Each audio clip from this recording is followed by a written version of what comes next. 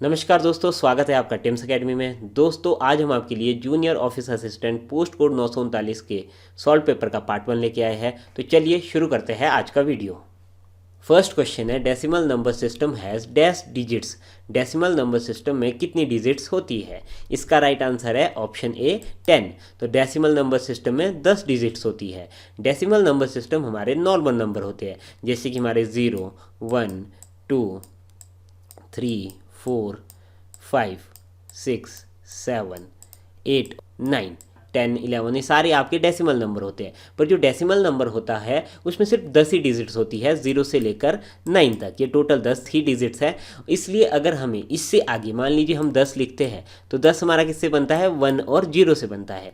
11 लिखते हैं तो वो 1 1 से ही बनता है। ऐसे ही अगर हम 1 8 9 लिख रहे हैं तो वो किससे बनेगा? 1 से बनेगा, 8 से बनेगा, तो 9 से बनेगा। तो मतलब जितने भी अब हमारे आगे नंबर बनते हैं वो 0 से लेकर जो 9 तक नंबर हैं उन्हीं में से बनते हैं। तो इसलिए डेसिमल नंबर सिस्टम में 10 डिजिट्स होती है, जो कि आपकी 0 से लेकर 9 तक चलती है। नेक्स्ट क्वेश्चन है, the value of binary number 101 in decimal number system is. यहाँ पे हमें एक बाइनरी नंबर दिया गया है 1010, उसका हमें डेसिमल नंबर बताना है। तो इसका राइट आंसर है ऑप्शन ए 10। तो कैसे होगा ये? सबसे पहले हम क्या लिख लेते हैं? 1010। तो यहाँ पे हम यूज़ क्या करेंगे? Binary to decimal conversion. तो यहाँ पे बाइनरी से डेसिमल कन्वर्जन के लिए हम सबसे पहले क्या करते हैं? यहाँ पे 2^0, 2^1, 2^2 और 2^3 लिख लेते हैं। ठीक है, तो यहाँ पे करते क्या है एक्चुअली, हम इससे 2^0 कितना होता है आपके पास? 1 होता है। इसको इसके साथ हम क्या कर देंगे? मल्टीप्लाई कर देंगे। अब किसी की भी अगर पावर 0 होती है उसका हमेशा क्या रहेगा? आपका 1 रहेगा। चाहे अगर मैं आपको कहूँ 16^0 कितनी होती है तो इसका आंसर भी क्या रहेगा? आपका 1 रहता है। ठीक है, तो 2^0 कितनी होती है? 1। मल्टीप्लाई किसके साथ होगा? इस 0 के साथ मल्टीप्लाई होगा, 1 × 0। और नेक्स्ट को ये क्या करते रहेंगे? हम प्लस करते रहेंगे। 2^1 कितनी होती है? 2। मल्टीप्लाई किसके साथ होगा? इस 1 के साथ। अब 2^2 कितना हो गया आपके पास? 4। मल्टीप्लाई किसके साथ होगा? नेक्स्ट के 0 के साथ। प्लस 2^3 कितना होता है? 8। मल्टीप्लाई किसके साथ होगा? आपका 1 के साथ। ठीक है, तो 8 × 1 हो जाएगा आपका 8, प्लस 4 × 0 हो जाएगा 0, प्लस 2 × 1 हो जाएगा 2, प्लस 1 × 0 हो जाएगा आपके पास 0। तो यहाँ पे आपके पास इसको जब हम प्लस करेंगे तो आपके पास आ जाएगा 8 और 2 कितने हो गए? 10। तो इस तरीके से हम बाइनरी नंबर को डेसिमल में कन्वर्ट कर सकते हैं और इस तरीके से हमारा यहाँ पे नंबर क्या आ जाता है? 10 आ जाता है। दोस्तों हमने JOIT की टेस्ट सीरीज़ भी बना दी है, अगर आप उसे चेक करना चाहते हो तो उसका लिंक आपको डिस्क्रिप्शन बॉक्स में मिल जाएगा। नेक्स्ट क्वेश्चन है, which of the following is not a valid hexadecimal number. इनमें से कौन सा एक वैलिड हेक्साडेसिमल नंबर नहीं है? इसका राइट आंसर है ऑप्शन बी BEG। तो BEG हमारा एक वैलिड हेक्साडेसिमल नंबर नहीं है। इसका रीज़न ये है क्योंकि यहाँ पे यूज़ किया गया है हमारा G, और G हमारा हेक्साडेसिमल नंबर में कभी भी यूज़ नहीं किया जाता है।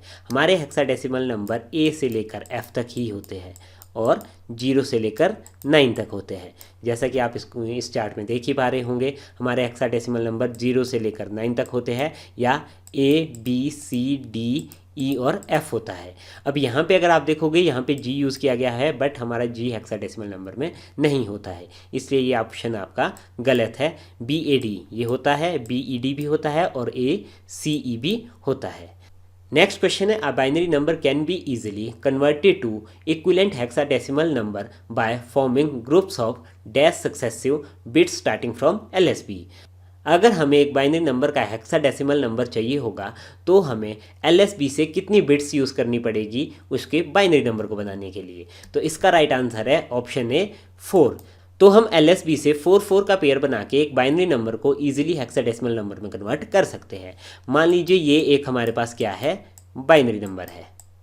ठीक है, तो अब हम इसे हेक्साडेसिमल नंबर में कैसे कन्वर्ट करेंगे? तो ये हमारा LSB हो गया और ये हमारा MSB हो गया। ये आपको पता होना चाहिए, ये हमारा MSB होता है मोस्ट सिग्निफिकेंट बिट और ये हमारा LSB होता है लीस्ट सिग्निफिकेंट बिट। तो यहाँ से हम कितने का पेयर बनाएंगे? 4 का पेयर। तो यहाँ से हमने 4 का पेयर बना दिया और यहाँ से अगर आप देखोगे अब हमारे पास 3 ही बिट है, तो हम चौथी यहाँ पे क्या ऐड कर देंगे? 0 ऐड कर देंगे।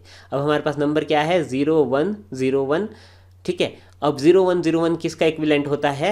ये इक्विवेलेंट होता है आपका 5 का, और ये होता है आपका 0 1 1 1, ये होता है आपका 7 का। तो इसका जो आंसर आ जाएगा वो आ जाएगा 57, और यहाँ पे इसके बेस में क्या लिख देंगे हम, 16 लिख देंगे।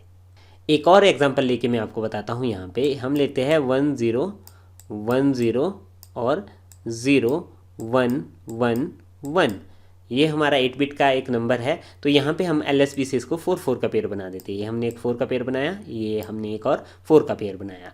अब 0 1 1 1 होता है 7 के इक्विवेलेंट हेक्साडेसिमल में, और 1 0 1 0 होता है आपका A के इक्विवेलेंट।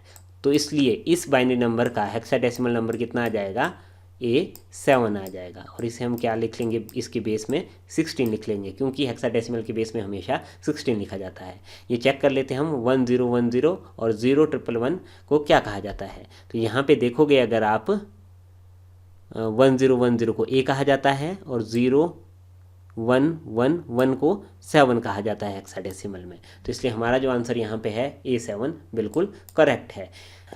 नेक्स्ट क्वेश्चन है, what does MSB mean in binary number system. Binary number system में MSB किसे कहा जाता है। इसका राइट आंसर है option D, most significant bit.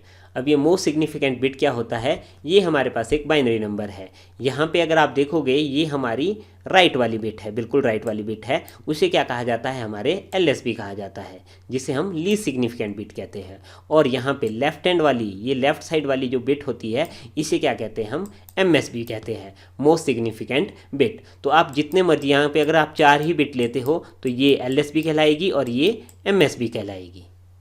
Next question है, which of the following is the correct increasing order of memory capacity. Memory capacity के हिसाब से यहाँ पे करेक्ट इंक्रीजिंग ऑर्डर कौन सा है। इसका राइट आंसर है option C, megabyte, gigabyte, terabyte और पेटाबाइट। मेगाबाइट के बाद गीगाबाइट आता है, गीगाबाइट के बाद टेराबाइट आता है, और टेराबाइट के बाद पेटाबाइट आता है। यहाँ पे मैंने एक इमेज ली है जहाँ पे मैं यूनिट ऑफ मेमोरीज आपको बताऊँगा। हमारी जो कंप्यूटर की सबसे छोटी मेमोरी होती है वो होती है बिट।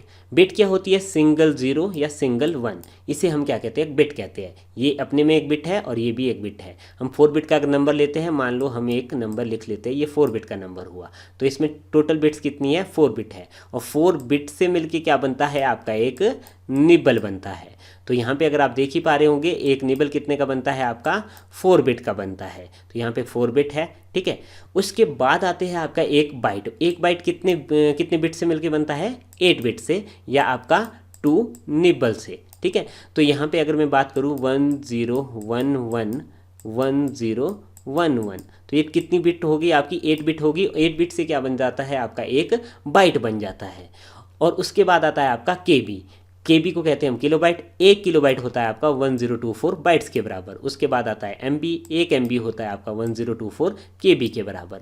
उसके बाद आता है GB। 1 GB होता है आपका 1024 MB के बराबर। उसके बाद आता है TB टेराबाइट, वो होता है आपका 1024 GB के बराबर। उसके बाद आता है PB पेटाबाइट, तो 1 पेटाबाइट होता है आपका 1024 टेराबाइट के बराबर। उसके बाद आता है EB एक्साबाइट, वो होता है आपका 1024 पेटाबाइट के बराबर। उसके बाद आता है यहाँ पे जेटाबाइट। जेटाबाइट होता है आपका 1024 एक्साबाइट के बराबर। उसके बाद आता है योटाबाइट। 1 योटाबाइट होता है आपका 1024 जेटाबाइट के बराबर।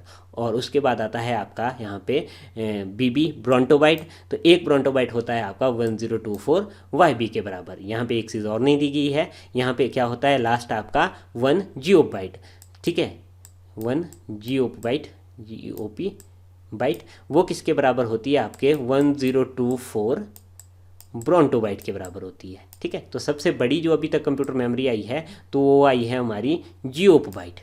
नेक्स्ट क्वेश्चन है, conversion of binary number 1001010 to its decimal number. यहाँ पे हमारे पास एक फिर से बाइनरी नंबर दिया गया है, हमने इसे डेसिमल नंबर में कन्वर्ट करना है। इसका राइट आंसर क्या है, 74। अब यहाँ पे कैसे करेंगे हम इसे, 1001010 लिख लेते हैं। ये आपका 2 raised to power 0, 2 raised to power 1, 2 raised to power 2, 2 raised to power 3, 2 raised to power 4, 2 raised to power 5 और 2 raised to power 6। इसको मैं सीधा ही कर देता हूँ, मैं बार बार इसको पूरा मतलब वहाँ पे 0 से मल्टीप्लाई नहीं करूँगा मैं डायरेक्ट, क्योंकि किसी को मैं 0 से मल्टीप्लाई करूँगा तो उनका 0 ही आ जाएगा, इसलिए मैं 1 1 वालों पे ही फोकस करूँगा। 2 raised to power 1 पे क्या आ गया, 2 2 into 1 कितना हो गया हमारा 2। उसके बाद प्लस हम किसको करेंगे, इसको इस पे आता है आपका 8, क्योंकि 2⁻³ कितना होता है आपका 8 होता है। अब यहाँ पे होता है आपका 16, 32 और इसका क्या होता है 2⁻6 का होता है आपका 64, क्योंकि 2 को आप 6 बार अगर मल्टीप्लाई करोगे 2 into 2 into 2 into 2 into 2 into 2 तो कितना होता है वो आपका 64 होता है। तो 64 और 8 हो गया आपके 72 और 72 और 2 कितने होते हैं आपके पास 74।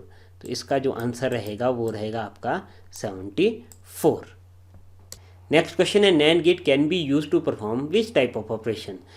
किस तरीके के ऑपरेशन को परफॉर्म करने के लिए नैंड गेट का इस्तेमाल किया जाता है। इसका आंसर है option A not and, option C and. तो नॉट और एंड ऑपरेशन को परफॉर्म करने के लिए नैंड गेट का इस्तेमाल किया जाता है। अगर आपको ध्यान होगा नैंड गेट हमारा कुछ इस तरीके से होता है, पहले उसमें एंड गेट आता है और उसके बाद उसमें नॉट गेट आता है। तो मान लीजिए अगर हम इसकी, अब मान लो यहाँ पे ए है उसे हम 1 ले लेते हैं और बी है इनपुट उसे भी हम 1 ले लेते हैं, और यहाँ पे क्या लगा है आपका एंड गेट लगा है। एंड गेट क्या करता है बेसिकली आपका 1 1 को क्या कर देता है 1 कर देता है। बट जब वो यहाँ से नॉट गेट से पास होगा तो यहाँ पे क्या आ जाएगा, इसका आंसर 0 आ जाएगा। तो यहाँ पे हम इसे सी मान के चलते हैं तो सी क्या आ जाएगा हमारे पास 0 आ जाएगा। तो जो हमारा नैंड गेट है वो एंड का ऑपरेशन भी करता है, नॉट का भी। नैंड गेट से आपको कई बार एक और क्वेश्चन पूछा जाता है कि यूनिवर्सल गेट कौन सा है। तो यूनिवर्सल गेट कौन सा होता है, नैंड गेट होता है। यूनिवर्सल गेट एक्चुअली होता क्या है, जिस गेट की हेल्प से हम सारे ऑपरेशन परफॉर्म कर सकते हैं, नॉट भी और भी एंड भी, सारे जितने भी ऑपरेशन होते हैं। बट यहाँ पे जो पूछा गया था क्वेश्चन वो सिंगल नैंड गेट का पूछा गया था। बट जब हमें यूनिवर्सल गेट में नैंड गेट का यूज़ करना होगा तो वहाँ पे हम सिंगल गेट का यूज़ नहीं करेंगे, हम काफ़ी सारे नैंड गेट का इस्तेमाल करके हम उन ऑपरेशन को परफॉर्म करते हैं। बट यहाँ पे सिंगल गेट पूछा गया था तो सिंगल गेट हमारा नॉट और एंड ऑपरेशन परफॉर्म करता है। नेक्स्ट क्वेश्चन है which register is used as a working area in CPU. इनमें से कौन सा रजिस्टर सीपीयू की वर्किंग एरिया के लिए यूज़ किया जाता है। इसका राइट आंसर है ऑप्शन ए एक्यूमुलेटर। तो सीपीयू के वर्किंग एरिया के लिए एक्यूमुलेटर का यूज़ किया जाता है। अब ऐसा क्यों है, अब मान लीजिए हम कोई ऑपरेशन परफॉर्म कर रहे हैं सीपीयू में, जैसे कि मान लीजिए हम क्या कर रहे हैं 10+20 परफॉर्म कर रहे हैं, ठीक है। तो इसका आंसर तो आ जाएगा हमारे पास कितना, ALU इसको परफॉर्म कर देगा तो आंसर कितना आ जाएगा हमारे पास 30 आ जाएगा। बट इसको रखेंगे कहाँ, ये स्टोर कहाँ पे होगा, तो उस समय क्या आता है आपका एक्यूमुलेटर का यूज़ किया जाता है। तो एक्यूमुलेटर के अंदर आपका ये चीज़ आपकी स्टोर होगी, ठीक है। तो एक्यूमुलेटर आपका वर्किंग एरिया के तौर पे यहाँ पे यूज़ किया जाता है। नेक्स्ट क्वेश्चन है who is considered to be the world first programmer. किसे दुनिया का पहला प्रोग्रामर माना जाता है। इसका आंसर है ऑप्शन ए लेडी एडा लवलेज। तो एडा लवलेज को फर्स्ट प्रोग्रामर माना जाता है। ये एडा लवलेज है, इन्हें फर्स्ट प्रोग्रामर माना जाता है वर्ल्ड का। तो दोस्तों ये थे कुछ इंपॉर्टेंट क्वेश्चन जो आपकी GOIT 939 में पूछे गए थे। इसका पार्ट 2 हम जल्दी ही लेके आएंगे। तो कैसा लगा आपको हमारा आज का वीडियो हमें कमेंट करके ज़रूर बताएं। इस वीडियो को ज़्यादा से ज़्यादा लाइक और शेयर कीजिए। मिलते हैं नेक्स्ट वीडियो में, तब तक के लिए बाय बाय।